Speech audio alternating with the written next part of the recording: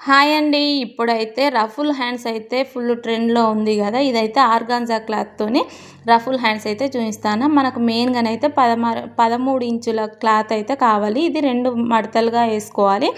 ఒక సైడ్ 7 ఇంచులు, ఒక సైడ్ 4 ఇంచులకైతే అంటే డాట్స్ పెట్టుకొని దాన్ని ఇట్లా 7 ఇంచుల నుంచి 4 ఇంచుల వరకి మన పొడవైతే ఒక లైన్ అయితే డ్రా చేసుకోవాలి. చేసుకున్న తర్వాత దాన్ని మనం ఎట్లా గీసుకున్నామో అదే విధంగా కటింగ్ అయితే చేసుకొని హెచ్చు తగ్గులు లేకుండా సమానంగా కటింగ్ అయితే చేసుకున్న తర్వాత ఇప్పుడు మనం 7 ఇంచులు పెట్టినాం కదా, దాన్నైతే తిర్ల మరల ఒకటి కుట్టయితే వేసుకోవాలన్నమాట.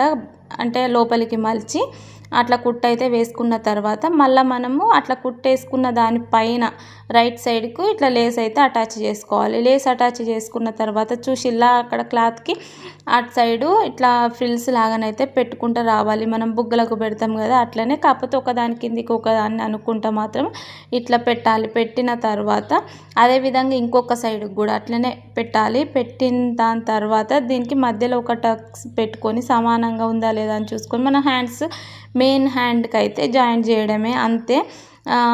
కుట్టే విధానం అయితే చాలా ఈజీగా ఉంటుంది. చూస్తే హార్డ్ అనిపిస్తుందేమో కానీ కుట్టేటప్పుడు అయితే ఈజీగానే ఉంటుంది. మీకు నచ్చినట్లయితే ప్లీజ్ లైక్ చేయండి.